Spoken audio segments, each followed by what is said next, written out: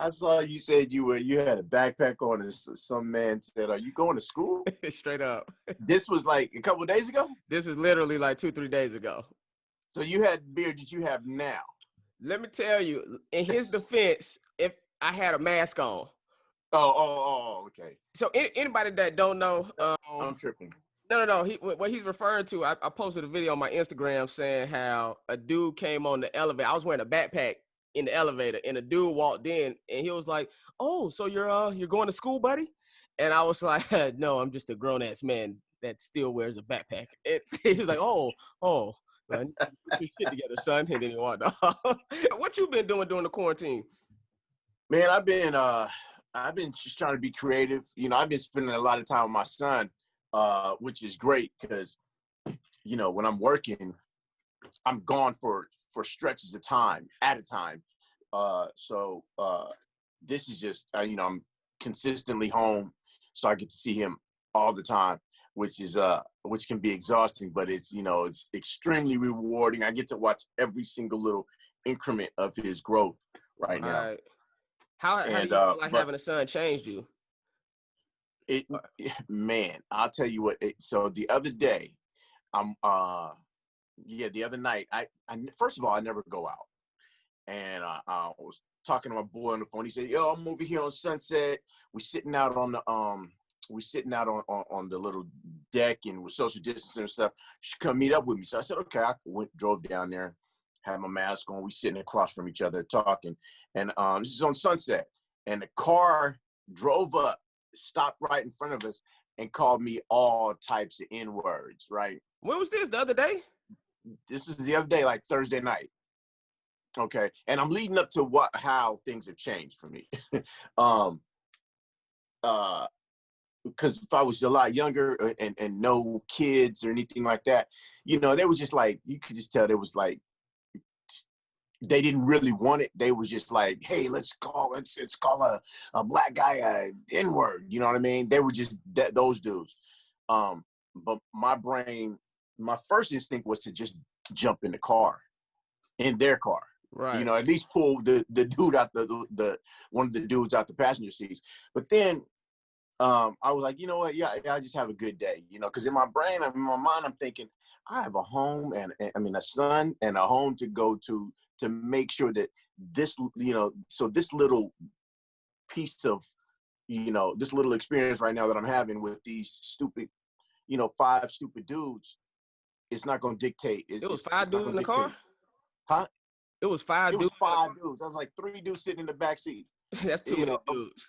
Yeah, first of all, it's too many dudes. You know what I'm saying? First of all, so I could have I could have just had a battle of the wits with them. You know what I'm saying? They might have just wanted to massage you or something. Like, get in here. Maybe. But my brain went to like, okay, car pulls up. You don't know what's in the car. I got to get home. Let me just, tell them to have a good day. So yeah, that's one of the ways that my life has changed. Because a few years ago, I'd have been like, I've just been at him. You just jumped at me and I got scared. I was nervous just now. I said, "Oh no, no, don't beat my ass."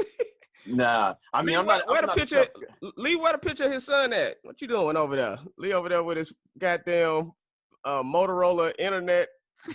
He got the SkyTel. I got caught up on the story. It's coming in. I got caught up on the story, nigga. The story is your job. The fucking pull up the picture. You talk about it, son. We got all type of pictures.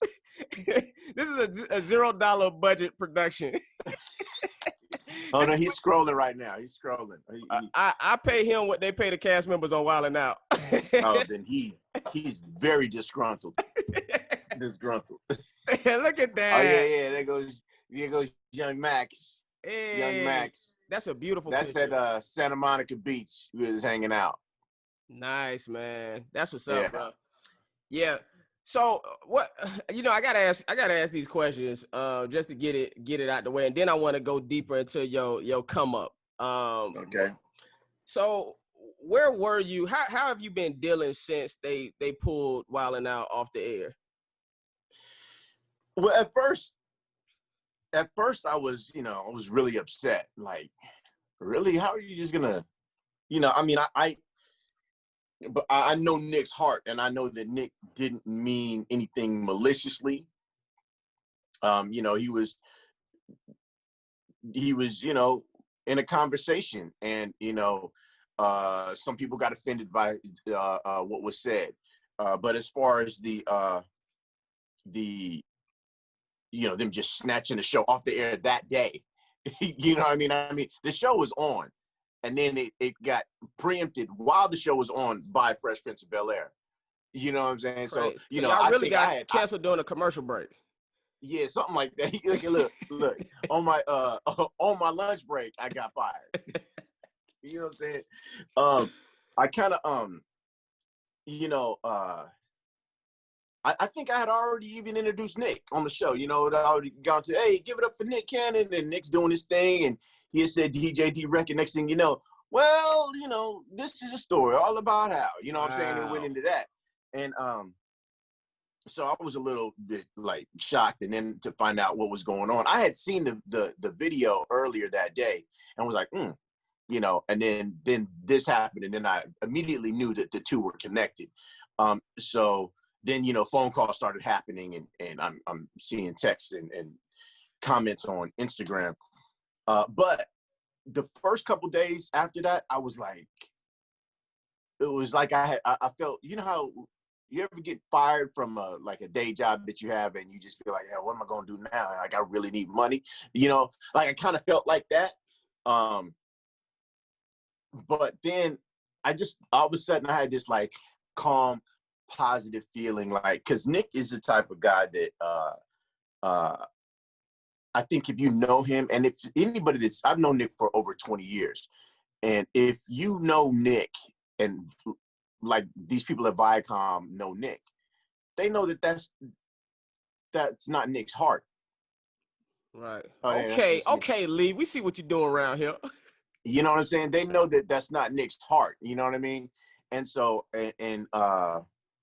you know, Nick knows how to say, you know, hey, if I was wrong, I was wrong, and we can fix that, and you know, but let's fix it all the way around. Don't just cancel me and say, you know, to hell with him. You know what I mean? Let's all grow from this.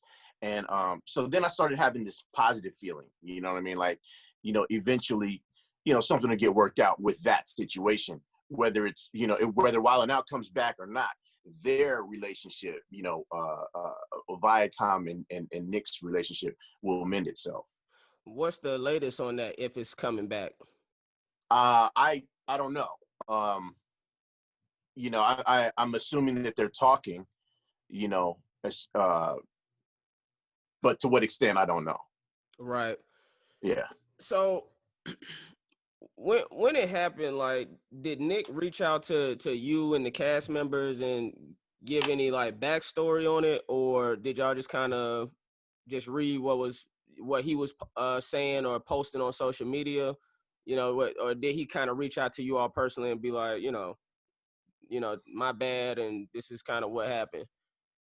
Well, I mean, you know, with me personally, I spoke to other producers on the show. I'm a producer as well on the show, but I talked to the executives, and hey, shout out to you. I didn't know you was a producer on the show too. Oh yeah, it says it at the end credits. It says okay, producer. Hey, producer. There's, you know, it scrolls up. Shout out to It D-Wrek. says producer Derek DJ D-Wrek Batiste. Anyway, hey, beast.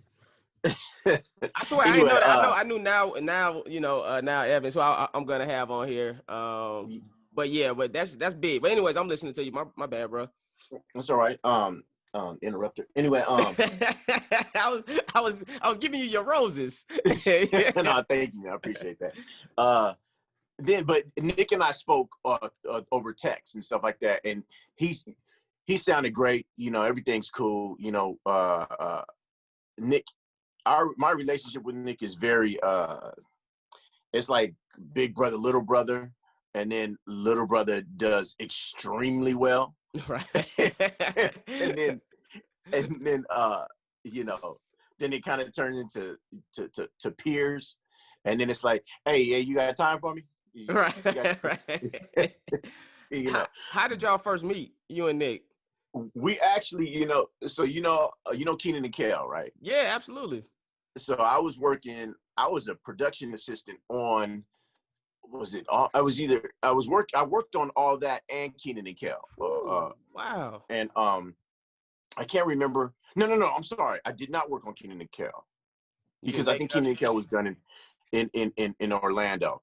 Anyway, I'm tripping. I was on Keenan and Kel and Wow and All That. Anyway, what Keenan and Kel and I are good friends. So one day, this is back in like '97. Me and Kel were getting ready to go hang out, go to the mall, go do something. But Kel was like, "Hey, we got to stop by the office I got to stop by the office real quick. You want to roll with me?" So I said, "Okay, cool." So we went, and he said he had to meet this new kid that is gonna join the management team or whatever. And we walked in, and it was this skinny dude that's about 6 feet tall. It was about 6 feet tall, 5'11", 6 feet tall, about as big as my pinky. I'm about to say Nick was super skinny back then. Yeah, and he had like a silk green shirt on with some green suede wallabies or something, and some slacks, and just clean cut kid. And he was, having a meeting up there or whatever, and then he just hung out with us after that. After his meeting, after we met and all that kind of stuff like that. And from that moment on, he was like 16 at the time. From that moment on, he became like my little brother. You know what I mean? We just started hanging out, started doing things together. He was from San Diego, so he would come up to do the clubs and things like that. And he did the warm up for Keenan and Kel and all that and stuff like that. And then he joined the cast. But that's how we met, through Kel, actually. Wow, that's amazing, bro. I had Spoken Reasons on here. Okay. And I don't want to say how he addressed the situation, but what were your thoughts when him and Emmanuel Hudson got into it? I'm gonna be honest with you. I had no idea who dude was. Spoken Reasons? No idea who he was. I had seen his face, just through social media, but I didn't know the history. And that's kind of like really some Atlanta stuff as far as I knew. It could have been more than that. I know he didn't do well on our show, to me. No, I saw the footage. So what do you think? About Emmanuel and Spoken? Yeah. No. About his performance, about Spoken's performance. Oh, I mean, his jokes didn't land. His jokes didn't land. So Wildin' Out, you've been on the show. Wildin' Out is a hard show, and there's a rhythm to Wildin' Out. There's a rhythm to the jokes. I'm sure. It's just like Saturday Night Live. There's a rhythm to those jokes. It's different than Wildin' Out. But I really had no idea. I just know he got smoked on Wildin' Out. Yeah. Okay. I thought it was funny. I mean, and I wasn't even biased because I would have loved for him to come on and just whoever it is. I love when people come on the show and do a great job, and you're like, oh my God, you have really been watching the show, or like you really understand the timing of this and stuff. I just look at things from a technical standpoint mixed in with the talent. And I'm not saying that he's not talented. I'm sure he is. I have never seen his work outside of what he did on the stage of Wildin' Out. Yeah, man, he is a very talented individual. Yeah, I mean, I was listen. Here's my personal Wildin' Out story, because like everything you just said is completely true. I went on Wildin' Out, and this is when I realized, like, I'm like, oh, they take this like super serious. The comedians on there, like, it's like a gladiator sport. And I went backstage and I went there to hang out one time, just to hang out. I don't even think this was in Atlanta yet. This might have been in LA maybe or something. But at CBS, didn't you come to CBS? CBS, yeah, that's the yep. Yeah. So I'm at that one. I'm just chilling backstage, and I'm seeing Chico like going over his stuff. Yeah, that's me. That's me trying to look like I'm doing something very important on the show. Oh, I'm about to kill him. I'm about to kill him with this bit right here on your bitch ass. So I'm seeing Chico and he's like really going over lines and stuff. And I see the other comedians and they really, and I'm like, oh, wait, I said, this ain't what I thought it was. So then when I got to be a cast member on the episode, to be a guest on there, I was like, I'm not trying to look stupid for the rest of my life on MTV because they showed the show all day. They showed the show all day 24/7. And I'm like, yo, you got to be careful. Like, you got to really make sure what's ever about to come out of your mouth is about to be some fire. Because if not, that shit is going to be replayed for all of eternity on MTV, VH1, MTV2, MTV app. You see what I'm saying? MTV 13. MTV 13 and MTV Africa. Exactly. So I was like, yo, when I saw that, I'm like, you know what? I'm going to just dance in the background. So if you ever see my episode, I ain't saying shit. I'm just, yeah, Nick, that's right.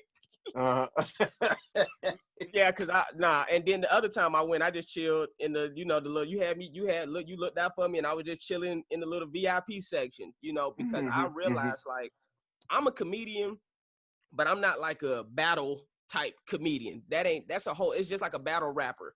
You see what I'm saying? And it's a skill set, not to say all of them are just like battle comedians, but I mean, that's a specific skill that they've worked on and that they're passionate about. And that's why they excel on the show the way that they do, Right. So, so here's something interesting that I found out about you. Me and you had lunch one time in LA randomly in Burbank. And I didn't know that you were an actor. I didn't know any of that, and I don't think a lot of people know that, so that's one of the reasons why I even wanted to do this. So people could get to know like the other side besides just the DJ part. Right. So when did you start acting? You took acting classes, all of that, like, go into some of that stuff. So I moved to LA to do music and to act. I knew nothing about nothing about how to get into acting at all. I'm from the Bay Area, so I was already, dancing and, had done some demo tapes and things like that. And this is like the early 90s, and I moved to LA. So these were real demo tapes. These are on tapes. This was a cassette tape that, you go get a bunch of cassette tapes and you press record and you finish that, you record 3 songs on there, and then you do it again off of the DAT tape or off of the 1/4-inch reel. And so I had a bunch of demos and I was doing that. And then, but I met some people while doing some shows up in the Bay Area and traveling around that were dancers, and they were like, yo, you should move to LA. You have a lot of charisma and, you're young and you probably do well out there. And I said, what you mean move to LA? I said, where you live? They said, LA. I said, well, where are you from? And they said, well, I'm from New York, or I'm from wherever they're from. And I said, so you live in LA, but you're here in California, I mean, in the Bay doing the show, but you're from so-and-so and you have an agent that does this and that. And they kind of schooled me to how it worked. And I said, oh, okay. So they said, hey, if you ever move to LA, hit me up. So stay in touch with them, moved to LA, got involved. They said, okay, well, why don't you, my agency is having an audition. So I go and I audition for this agency, and I'm thinking it's like, the Fame School or whatever. And I audition and I get an agent, but I'm dancing. I had danced at the audition and I get an agent. I had no idea it was just a dance agent. So I get there and I go and I have my meeting with my agent, and she's like, okay, so, you need to do this, and this, get your Thomas guide and, be ready to go on auditions. And I said, okay, so when can I audition for like Beverly Hills 90210? For anybody that don't know, Thomas guide is pre-GPS, right? Exactly. Because even I didn't use the Thomas guide, but I remember hearing people talk about it like a sundial. Like before there was a clock, there was a sundial. So before GPS, there was a Thomas guide. All right. Exactly. You had to have a pager, a beeper, and you had to have a Thomas guide. And your Thomas guide, you put it under your seat in behind your front seat or whatever, and then that was your navigation. Wow. Anyway, so I said, okay, so when can I audition? After I got my agent, she said, okay, so you signed at the agency, whatever. So I said, so when can I audition for like Beverly Hills 90210 and Fresh Prince of Bel-Air and things like that? And she said, this is a dance agency. You gonna go out on some auditions for music videos and some tours and things like that. And I was like, oh. She said, you need to get a theatrical agent. So I said, oh. So I, started doing that. You get with those little Rudy Poot agencies and things like that. Mm-hmm. And that's kind of how it started. And then I started like in the mid to late 90s. I think I booked my first commercial in like 93. What was it? It was Reebok, okay. Something with Coolio. I don't know. Oh, it was something. That's solid. Yeah, it was something with Coolio. And people like, cool. who the hell is Coolio? I know there's a lot of people. So, yeah. Coolio was a dope rapper. Yeah. So y'all gonna have to get your Wikipedias and encyclopedias and things like that for some of my references, because I've had a bunch of different careers. There's a lot of years in it. That's what I'm talking about. It was the same way. I did one with Paige Kennedy. He was on tour with Biggie. You know what I'm saying? So wow. Yeah, man. So I mean, yeah. But anyways, I'm listening. So where was I? So we did this commercial. We did it down in Long Beach at the piers and whatever, and it was a trip. The commercial came on a few weeks later, about a month later, because you did a commercial and then it's aired about a month later, and it was a trip to see me on TV, like real TV, like and you never know. It's not like they send you. It's not like on the guide or a TV guide or whatever like that. It says say Fresh Prince is playing, and then it tells you the commercial that's coming on after that. You get surprised that you just like pop on the TV. Right. So that's what ended up happening. And I was like, well, I got to keep doing this. So then I started auditioning more for commercials, and I did a lot of commercials in the mid to late 90s and early 2000s. But I was also like dancing and doing tours. Like I danced for a kid named Quindon. He was part of the whole like Chris Stokes, okay, TUG thing. I danced for Aaliyah. Ooh, beast. When she first came out back in '94, and there was I did a few videos. I did a Shanice video, a Janae video. How was it working with Aaliyah? It was great. I mean, she was like 14. Gotcha. So she super young. She was just young. She was just young, and she was quiet. A really nice girl.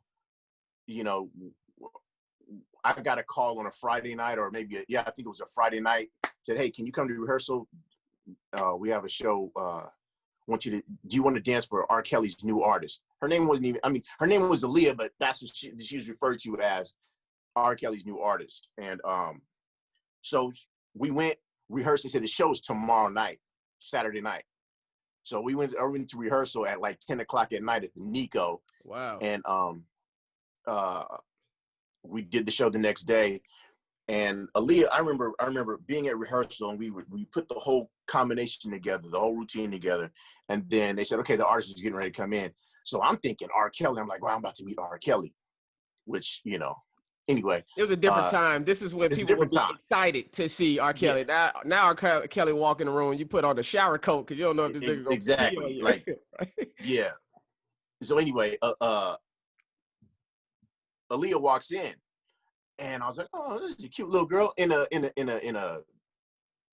cute little thing. Yeah, like you're looking at a toddler. Yeah.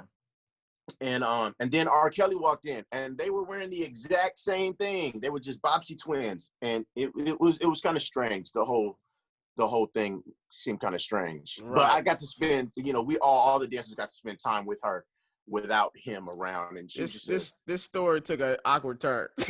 Yeah. Anyway, so yeah, I danced for Aaliyah for a couple times, and then that was that. Who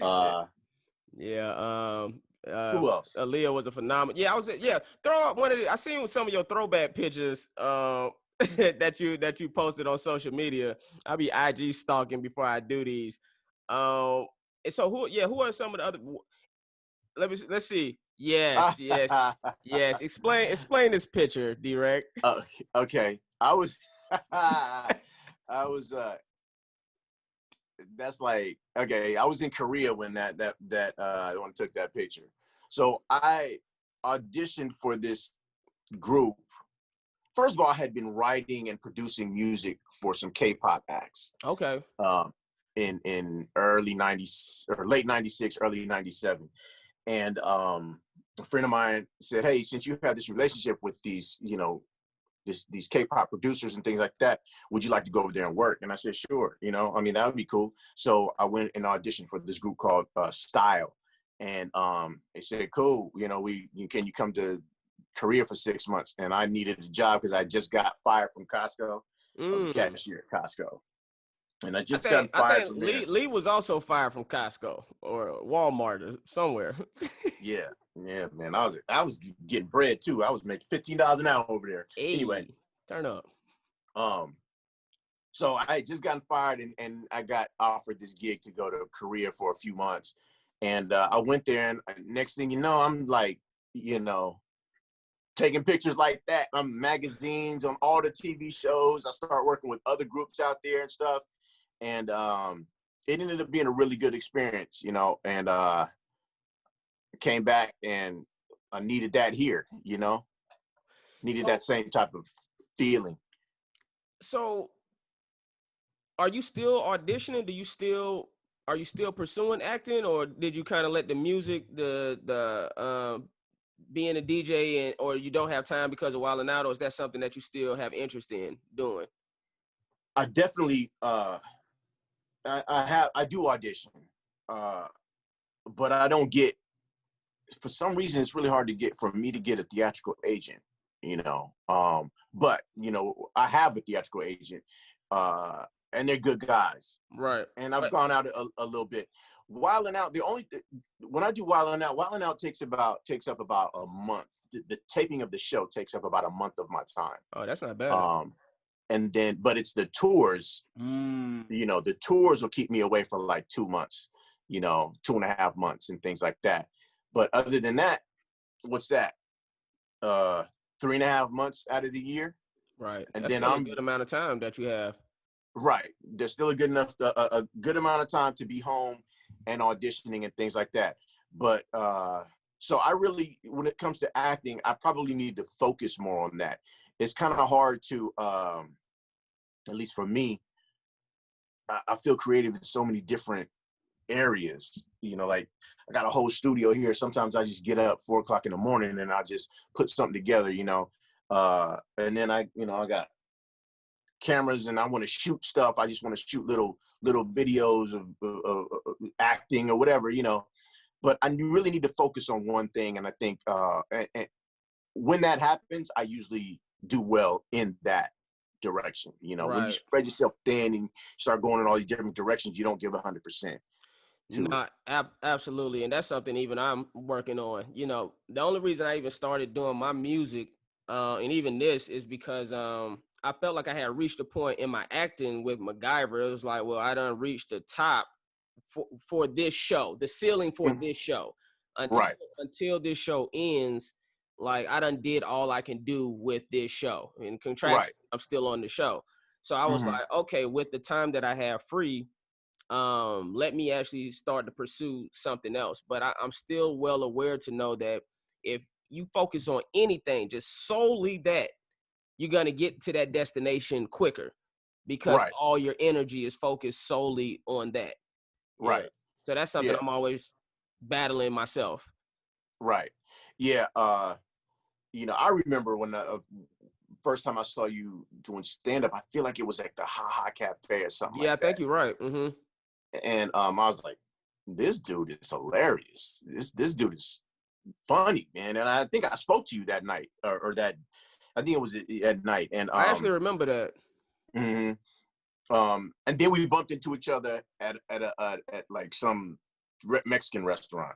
But when I remember when you got because I remember there was a buzz about Rush Hour, and then when I saw that you got it, I was really extremely happy for you. I appreciate that. And they snatched us off the air like they snatched Wildin' Out off the air. Yeah. I was taking a dookie, and then they was like, "Hey, your show going." I said, "Oh, wait a minute." Like, wait a minute. Let me wipe first. Can I wipe first before you snatch my show? That went away hella quick, but it was a good look though. I mean, it was in all the trades and everything because it was a big deal. You know, it was a big deal. Mm-hmm. And then for you to bounce right back with MacGyver was dope.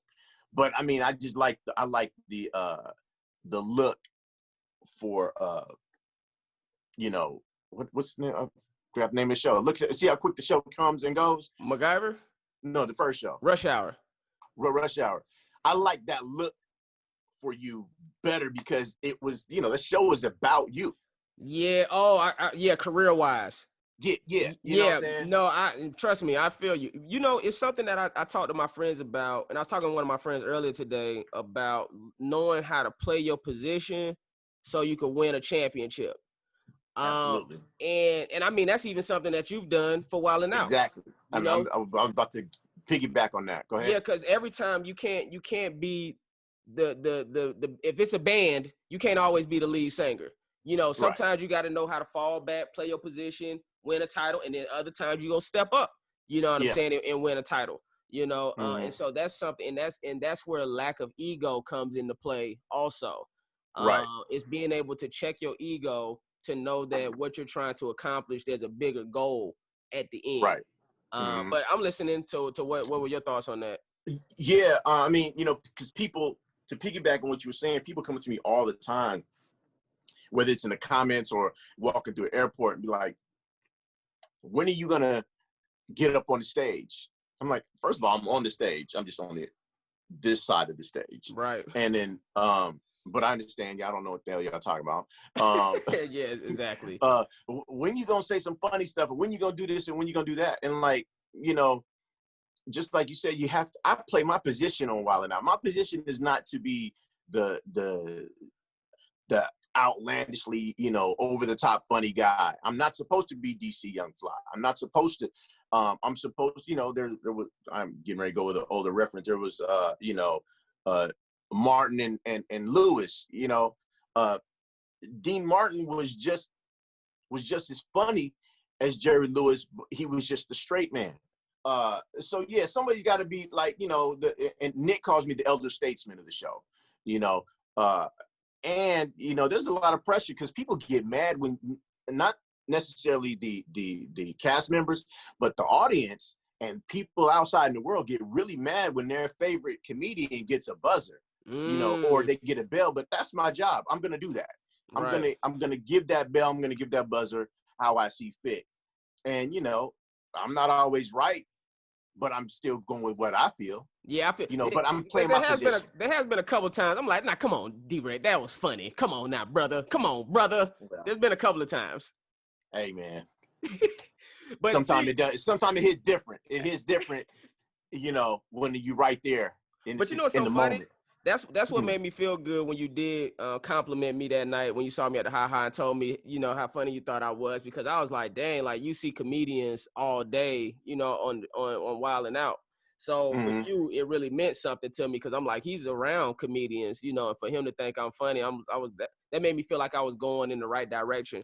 And I also think that might have been right. That might have been around the same time Afion decided to take me on tour with him when he started back doing stand-up. I think it was might have been around that same time, or if not that same night, that he was like, yo, I want you to open up for me on the road.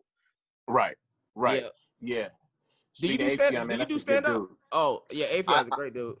Yeah, you know, that's another thing I should have, and I still need to. But now I know what it's like to die on stage. Yeah, it's a terrible feeling. And that's a horrible feeling. Yes, like that makes you go reevaluate birth. It does. You know, it can make you reevaluate everything about your life. You know, you start questioning. You know, my mom said I was good. You know, like my mama lied to me. You know, like you just start thinking, you know, my mom said I could be Denzel if I wanted to be. Yeah, man. That's when you realize so your parents anyway, ain't shit. You're like, my mama lied to me all these years. Like you know, I'm not handsome. You know? Hilarious. I'm not handsome. Nobody, girls never talk to me. What was she talking about? You know what I'm saying? So But I mean, I also know what it's like to kill on stage, and that right there is that. That's the best. You know what I'm saying? That right there makes you want to get back out there. So, you know, my plan was, you know, pre-COVID, was to take this time that I'm not on the road after the tour and stuff to get back on stage and do more stand-up, because I started doing stand-up a long time ago. The first place I ever did stand-up was the Laugh Factory. And Jamie Masada told me, you need to keep doing this. You know, and then I started doing the Ice House a lot and just different spots around LA. Didn't do really good in like the black clubs. Yeah, that's like a different thing. We just don't see eye to eye. You know? But you know what? They tell you this, and it's true. You know, white crowds give you room to experiment and try things. Black rooms teach you how to edit, because you got to get to the funny with a black crowd. You know, you got to trim. You got to be like, trim the fat and hit them. But the greatness of a Chappelle is the art in a Kevin Hart, the art of being able to tell a story and to get the crowd to go quiet and tune in to everything. So that's even how I am. You know what I'm saying? Like, I got my stuff where I'm just hitting you fast, but I'm at a point now where I could kind of get the crowd to be quiet, you know, be engaging enough, and they get 200, 300 Negroes quiet, and not because they don't like you, but because they're on every word that you're about to say. Man, that's an amazing, powerful feeling. Yeah. And they have a punchline at the end of it. Because if not, they're going to be like, this nigga done wasted my time. You know? Exactly. And they let you know immediately. It's the Apollo at any time. It's the Apollo Theater in any black room that I've been in. Absolutely. And they tell you, you know, they'll tell you. Anyway, so I've had those experiences. And, I mean, you know, it's just crazy when you know, you think, oh, this gonna kill him. Ooh, this gonna kill him. And you say it back to yourself, and then you say it, you know, on stage, you know, crickets, and then you get back in the car, you driving home, and say, I said, did I leave out a word? Right. You know. Right. Maybe I breathed a little bit too long doing this section. Yeah. Don't take a breath between. Yeah, just don't even breathe. But you know what's so funny? The crazy thing about stand-up, it really is stuff like that, though, between a joke working and a joke not working. Sometimes it literally can be, I have to pause this much instead of that much before I say the punchline for the joke to hit at its maximum capacity. And, you know, I've seen it more than I've experienced it because I'm around comics all the time. So wait a minute. Who you think the funniest cast member on Wild 'N Out right now? Well, there's different. The funniest comedian. Okay, we'll start with the funniest comedian. Okay. The best comedian on the show is Carlos Miller. I agree. I agree with that. Carlos is a stand-up. He's a true stand-up. DC and Emmanuel are the funniest dudes on the show. Right. Okay. Yeah. They be saying some wild stuff. You know. And Emmanuel characters are funny too. Yeah, and DC knows how to like bring you into one thing and then go somewhere else. And that had to have come from, you know, him just, you know, being with his dudes, the crew. That's what DC stands for. I did not know that. Thank you. That's what that tattoo right near the middle of his head is DC. He still had that tattoo, or did he get it removed? No, it's right there. Okay. As far as like, last time I saw him, it was there. Hey, I mean, he a millionaire now, so you can't even say shit to him. You like, well, you done made it, so I guess it's working. It's working out for you. Yeah, man. Or he's a multi-thousandaire. I don't know which one he is, but he's one of them. He's one of them. Who else? I mean, everybody, like you said, we said earlier, plays their position on the show. If it wasn't for like Jacob, you know, the white guy on the show, he was funny dude, hilarious, you know, and he played his position like okay, all right, okay, okay, you ready? Hold on, here we go. You know what I mean? Like, that's hilarious because you don't expect, you know, it's like the Apollo. It's that black room. You know what I mean? And he comes out there fearless, but he looks, self-deprecating. You know what I mean? And then he just pitches to himself. And not, you know what I mean? Let me tell you the crazy thing about DC. DC is a superstar in Atlanta, at least for sure. When I did the show, they introduced me as a special guest. They didn't put it on the TV show. That's a whole nother story. The credits, they'd be like special guest. They definitely didn't. They just said Justin Hires. They didn't even say Justin Hires. It was just like this nigga over here. That's how they introduced me on the show when they brought me out. That's neither here nor there. I just look like a regular random cast member on that episode. But when they brought out DC, they saved him for last. I don't know if he was late or if y'all do that on purpose for the He might have been late because he is a superstar. When I tell you that place went crazy, you would have thought Kevin Hart or Cat Williams or Mike Epps or somebody at that stature had just entered them people. And I was like, this dude is a star. Like, he's out of here. It's amazing. It's amazing to watch, man. And guess what, man? DC is a nice dude, bro. At least my interactions with him.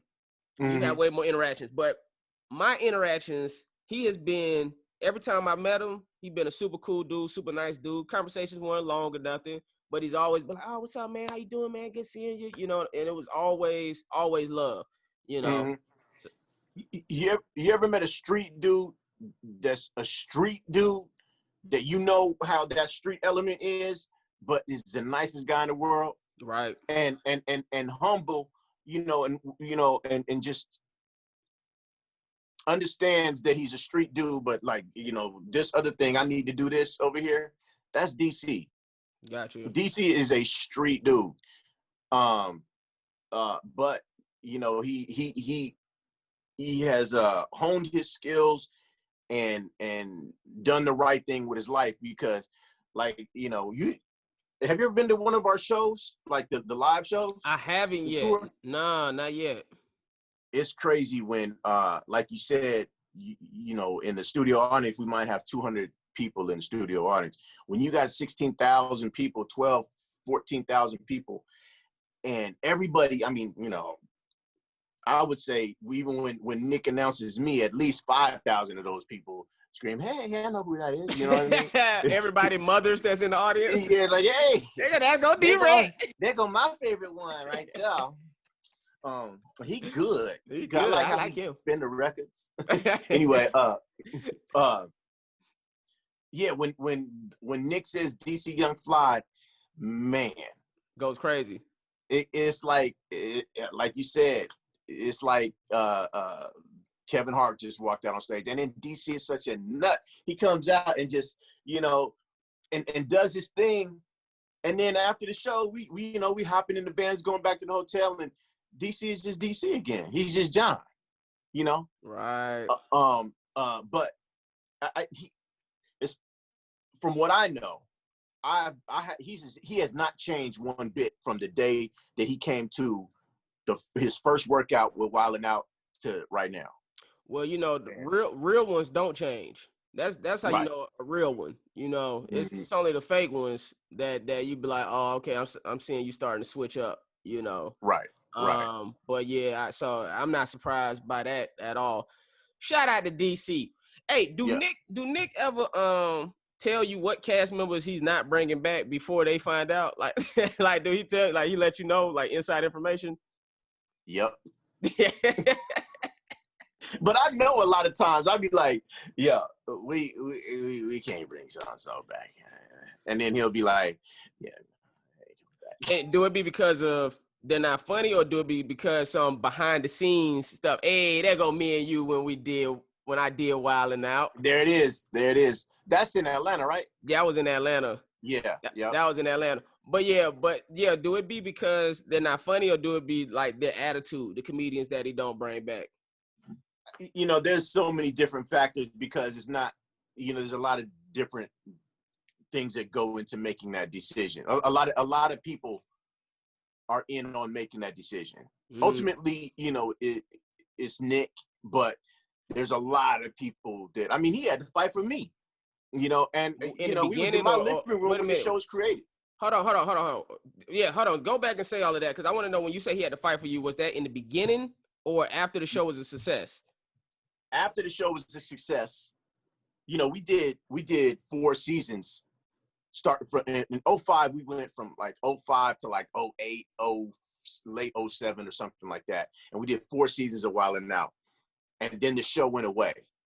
And then when we came back in like 12 or 13, they wanted to replace me.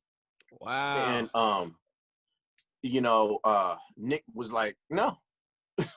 You know, that's you gonna tell Johnny Carson that he can't have Ed McMahon, you know? And so, you know, shout out to Nick for making sure that I stayed on the show, because there was no audition process for Nick's position on the show for the host and the co-host. You know, when Nick said to me, yo, this can be a show. And I said, what can be a show? And he was like, you know, man, we gonna invite like all our favorite musicians, all our favorite rappers and artists and stuff like that, and our favorite comedians, man. We just gonna do what we do, like how we interacted anyway. We was always talking shit about each other, you know what I mean? Me, Nick, Niall, all of us. We was, because we were doing music, we'd be on the road, you know, it's basically what we would do on a tour bus, you know, Keenan, all of that. We would just be doing what we do. And Nick you just said Keenan, all of that. I don't know if you realize you just said that, but hey, that's what I'm here for, brother. But hey, you know what I mean? You catch, you know, that long, you know. I do. I caught that. I caught really that, you know do, what I'm saying? So yeah, creating the show. So he was pitching you the idea. Yeah, he was basically pitching to me, and then I'm throwing in little ideas, and then Niall comes in and he's throwing in ideas, and you know, other guys come in and throwing in ideas, and then it became what it was, you know, or what it is. And so I said, you know, Nick said, I'm going to be the host and you're going to be the DJ / co-host. Okay, let's go. MTV went with that formula because that's it just worked that way. So there was no audition process. And for them to say, we don't want D-Wrek on the show anymore, blah, blah, blah, blah, blah. And the reasons why they didn't want me on the show, and who they wanted to replace me with. What were the reasons? I said I was too old, or, you know, things like that. Or we want to go a different direction with the DJ. We want to have a new DJ every week. And the show doesn't work like that. Because those comedians, you can't be afraid of the comedians. You can't be afraid of those people on the show, you know? Right. And they can't feel like they're above you or you're above them. You guys got to, you know, they have to know they're coming onto your show. Right. You know, every single person that came onto the show, when we came back, they obviously knew who Nick was, but they definitely understood my position. Mm-hmm. And so they were like, you know, wow, this DJ D-Wrek, this is the dude, you know, and that there had to be, and there has to be, that level of respect for, you know, new comedians coming on the show to, okay, this is where, you know, I'm funny or not funny with this guy right here. Right. So there has to be that dynamic there. So, and Nick made that clear with Wild 'N Out and the powers that be over there. And so I'm still on the show, hey, you know, dope. Which is good. The show wouldn't be the same without you, bro. Well, thank you. Hey, do you think the branding of DJ D-Wrek has impacted your acting at all? Do you think people only see you as a DJ? Yep. Yeah. Absolutely. And that's partly my fault, because I haven't. I only say that because you got a hat that said DJ D-Wrek. And what else? And DJ equipment everywhere. You know, you're like, I would love to be Denzel, but all this damn DJ equipment, right? Right. You know, yeah. But that's partly, it's a good thing. For people to know, even if, you know, you say, hey, you know who DJ D-Wrek is? And people say, DJ, that name sounds familiar. You know the dude on Wild 'N Out. Yeah, I know who that is. So it's that quick as far as if it's that slow, it's that quick. You know what I mean? Like if there's a hesitation in knowing who I am, there's that. But then, you know, it's kind of hard for people to see me outside of that. So I'm in a good position to be able to show people that I am something other than DJ D-Wrek, just like I was before I became quote unquote DJ D-Wrek. Right. You know, DJing is one of the things that I could do along with a bunch of other things that I could do. And it just so happened that, you know, I got well known for that. I didn't become DJ D-Wrek until Nick started rapping. I was, you know, I used to DJ little house parties with friends and stuff like that when I was in high school. But as far as, wait a minute, so this was prior to Wildin' Out. So this was before Wildin' Out, Nick was rapping and you was already his DJ. Right. Gotcha. Yeah, because we were production partners before. Like we did all the demos that got him his record deal over there at Nickelodeon Jive. And so, and before, like if you look at the All That Music and More Festival tour back in the day, I went to that actually, one of them. You did? Was it the one where LFO was the headliner? I think Monica. So that was in 99. Okay. That was in 99. So in 2000, that's when I went on that tour. And I was basically his hype man. Okay. You know, we were performing songs that we had done in the studio at the house or, you know, or over at Nickelodeon Studios. And, you know, I'm running around being his hype man. And I'm a few years older than Nick, you know, and I was like, man, I feel like I'm your uncle, you know, running around behind you, man, you know, looking like, you remember Rico Suave, you know, he'd be rapping and then he had these two grown men with mustaches dancing and doing the, you know, doing all this stuff. I'm like, man, exactly. It just didn't look fresh. And right. So Nick was like, the one thing Nick does is he's smart. He can see, he's a visionary. So he sees things that, you know, that are like right in front of you that you might not even see because you're in it. You know what I mean? So he said, well, can you DJ? And I said, yeah. I mean, I used to DJ, you know, a little bit in high school. He said, well, you should DJ, because I wasn't getting any respect from the record label. You know what I mean? Like if the record label would say, hey, you know, Nick, you got a show. And they say, okay. And then they'd ask Nick, you know, who's coming? And they say, okay, so, you know, me, Derek, and, you know, Niall. And they're like, okay, so why does Derek have to come? Oh, you know, those are the worst questions. Yeah, and that's my hype man. Well, do you need a hype man? Because this is just a small show or whatever the case may be. Yeah, that's my, you know what I mean? So he's always arguing on my behalf for me. And so when he said to me, can you DJ? I said, yeah. And he goes, well, you should just do that, because they can't, I need a DJ. Right. They can't say your DJ can't come with you. That's a very you know smart what I mean? move on his and I was essential. You know, I was like a job during COVID. Right. You know, and so when that happened, it was boom. Me and Nick were everywhere. Me, Nick, and Niall, boom, just flying everywhere doing shows. You used to produce beats with Nick? Yeah.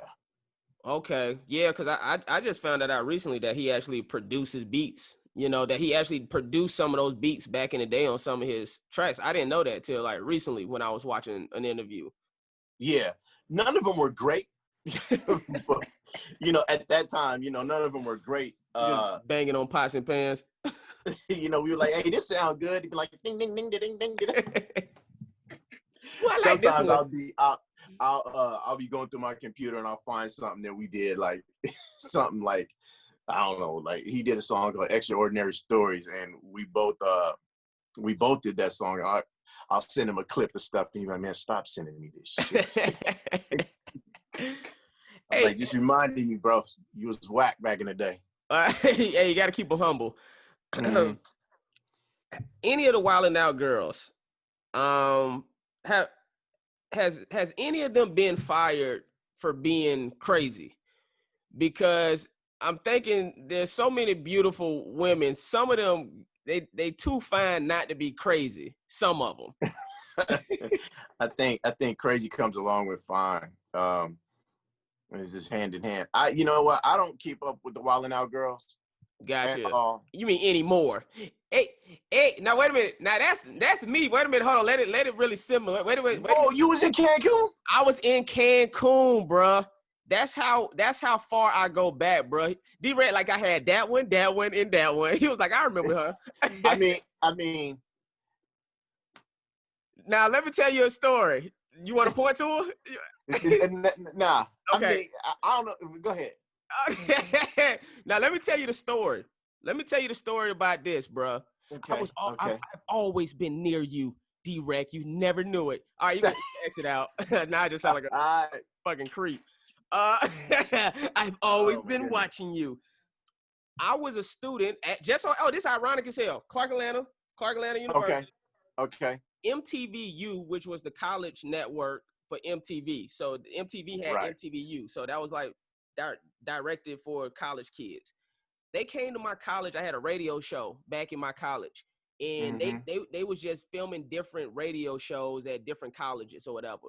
I told myself that day, I said, when I found out they were coming, I said, if I can be as funny as I've ever been in my life, maybe MTV will hire me, right? So MTV came to film me and my show with my friends at our campus radio station. When I tell you God was on my side that day, I'm talking about every joke that came out of my mouth was hitting. The cameraman was literally crying, and he had to put down the camera. That's how hard I was hitting that day. None but God, bro.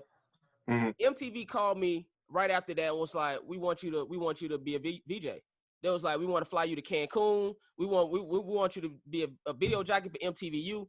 They fucking flew me down to Cancun. As you can see, I was there. I was interviewing Akon. Gym Class Heroes was there. Jeezy was there. Jeezy performed on that episode, one of them episodes.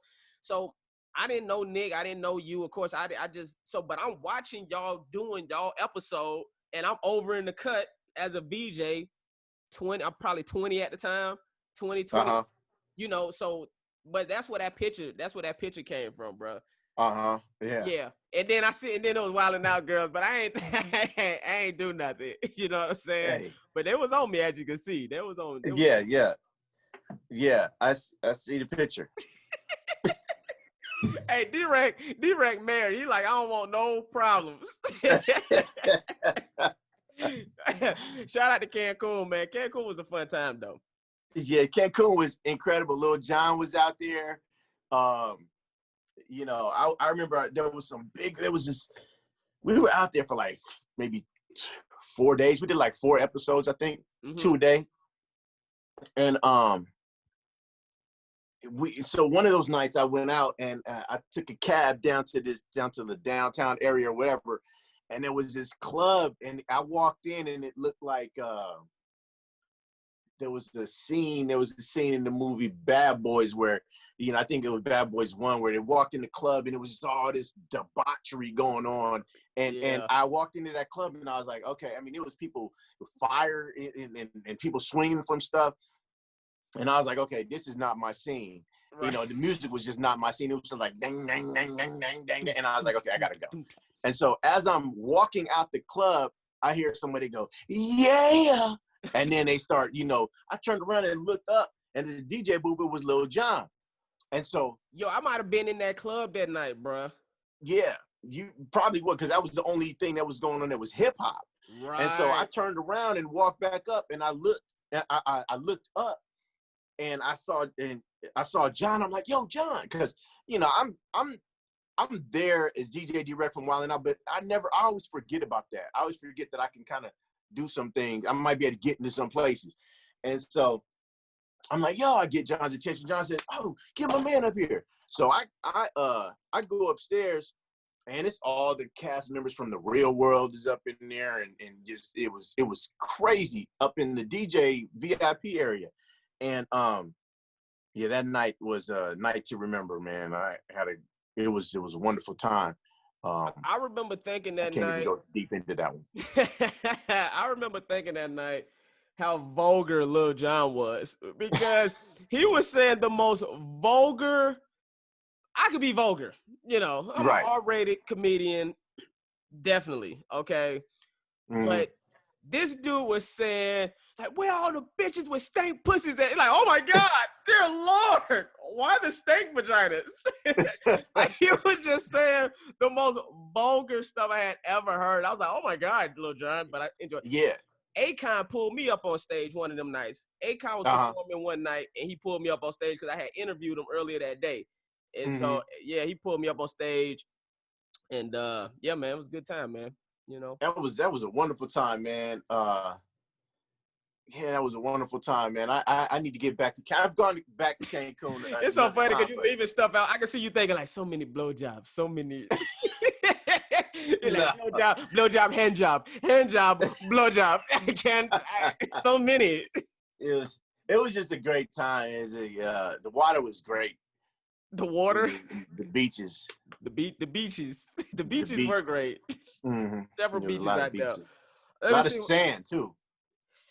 Lot of sand, lot of beaches. Rapping. So you sent me a link of you rapping. Is that something that you working on? You got bars too. Is that something you working on during quarantine? You know what?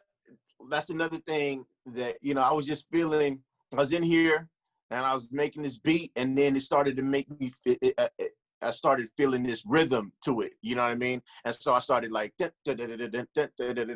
I started putting words to it. And I don't know if I'm gonna do a whole project, but I'm feeling really creative at the moment.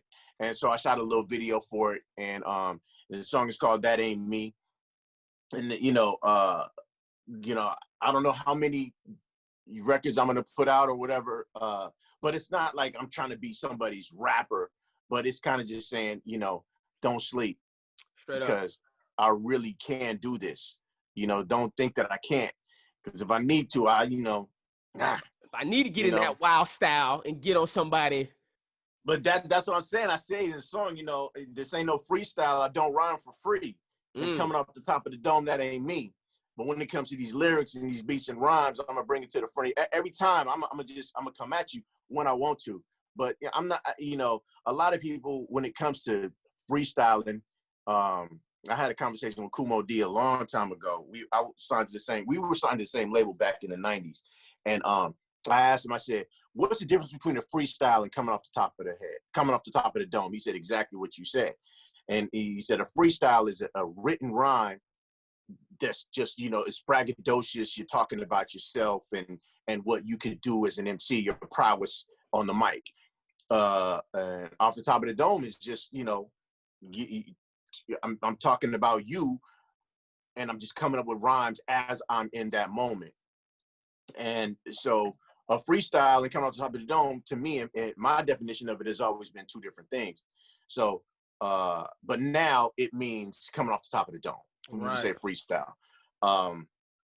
So, but that's what I say, I don't freestyle and I don't rhyme for free. I'm gonna write these rhymes and I'm gonna take my time with them.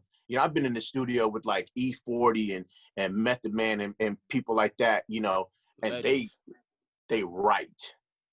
Method Man writes. One time I was in the studio with Meth and he said to me, "Hey man, you think if I say the word Bobby socks, you think people will know what I'm talking about?" And I said, I do, but I was a kid in the 70s and my sister used to wear Bobby socks. So I know, what that is. I said, anybody in our age is going to know what that is. And he said, yeah. And I don't think he used the line because I don't think he felt that the reference would connect. Mm-hmm. But, so I've and Method Man is my favorite rapper, and him and 40, he and 40 were writing rhymes to the song. They recorded that song that night, but they wrote their rhyme. They didn't just go in there and go off the top of the head. And that's a gift that very few rappers have. Biggie had that. Jay-Z has that. Lil Wayne, they can put those sentences together that make sense. Because if you're just saying words that rhyme, you can just say words that rhyme and do, 16 bars of it. And what does the song mean? What are you saying in the song? No, that's just po, Joe, fo, yeah, do. Yeah. Dog, cow, frog, slog, right. Raw. Bars. Bars. Get out of here. I heard that's how the baby write too. He don't He don't write anything down. But I'm gonna tell you, even with my music, DaBaby's dope. Oh yeah, he's a beast. Hey, Uh-huh. that's so funny you pulled this up. This is such. Don't ever do this again. This is like a promo for my music. Nah, but hey, you did that one video where you did all these special effects and stuff. I said, man, this dude done put a MacGyver budget into his video. You know what I'm saying? I said, man, I need that. Oh, when I did my Fire Flame video. Mm-hmm. Oh yeah. Shout out to that. My homeboy Dustin helped me with that Poteet Films. He helped me with all the visual effects. But this is what they told me when I went to these studios to start recording music. The engineers was like, yo, thank you for having, they was like, first of all, the songs are good, surprisingly, but they was like, thank you for actually writing your lyrics and knowing it before you came in here. Cause they like so many artists come into the studio and just waste time because they in there trying to freestyle and they only get a song done, if that. And bruh, I could knock out 4 to 6 songs in a 6-hour period because I come in there prepared, ready to go. Mm-hmm. And that's how I am. I mean, I do lyrics. I don't know. Can you see this mic right here? Yeah. Fire. So I lay my vocals right here. And I will not even be in this room. I'll go in and, like, if I write them today, I'll lay them down tomorrow so that I know them, because I like to just spit them. I like to just do it. You know, got you. And not waste my time. Like, I'm not going to schedule a studio time. Oh, I did this today. You know what I mean? I'm going to go in there today. You know, I don't like to do that. I like to go in there, like you said, and just, you know, knock it out. And then, you know, I'll take time on the ad libs and other things like that. But as far as laying my 3 verses or 2.5 verses, you know, I'm doing that. You know, they said Pac was, I'm not saying that I'm Tupac, people. That's gonna be the headline. DJ D-Wrek says he's better than Tupac. Never saying that. But Pac was a really fast writer. You know, I saw an interview with E40 the other day, and he said that, you know, Pac was just, his pen was just really fast, you know. And I have some other homies that are like that. They're just really fast with it. And that's one of the things that, you know, one of the reasons why Pac has so much music, because he could write. He was just prolific like that. You know, not saying that if you don't write fast, you're not prolific. Some people just, it takes more time. I heard Nipsey, you know? took his time to write. Yeah. I say Nipsey was known for taking his, but look at the art that came out of that, you know. Right. Yeah. You know, what did you say? Rome wasn't built in a day or whatever, you know. So it's not just about, for me, you know, people do what you want to do. A lot of that stuff that I don't personally like, or you know, the production is always good. It's hard to make a horrible sounding song right now with the way software is now. But so sonically, these you know, songs sound great, but you know, the content isn't necessarily something that I'm trying to hear. But my favorite young dude right now is DaBaby. Yeah, fire. He's a beast, bro. He's like an old soul. He was on an episode of Wild 'N Out. I told him, I said, man, you know, you that young dude that I mess with. I you know, it's hard for me to get into even the content of what a lot of these people talk about. And he's a pure artist to me. And he, you know, he's I just like, his voice is appealing to me on the mic. You know? And he's another dude that's hood, you know. Oh yeah. But he seems to be a real one through and through though. But yeah, I love him too. I first heard about. Let me tell you when I started messing with DaBaby, because I'm gonna be honest. That sounded crazy, but go ahead. Yeah, when I first started listening to him. No, when you said messing. Oh, messing with him. Let me tell you, DaBaby. I got you. The first time I started listening to DaBaby, I heard about him. But he was doing like a Breakfast Club interview, because I heard people kind of talking about him. I was like, he wearing a diaper. I said, I don't know if I can mess with a dude wearing a diaper for promo. But I hadn't listened to none of the music. I hadn't listened to I'm just judging him off of he wore a diaper at a music event. I'm like, I'm cool on that. Then he beat up the dude at the mall. He beat up somebody at the mall. I said, let me look this nigga. I said, let me listen to something. It's something about him beating up somebody on camera that made me want to go listen to his music. I said he might be a real thug. No, a real gangster. I ain't mean to call him a thug.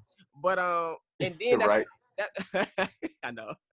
But that's when I went to go listen to his music, and I was like, yo, the lyrics, the flow, the bars. I'm like, this dude is a beast, bro. Two last questions. One. Who has been the biggest dick on Wild 'N Out that you don't mind saying?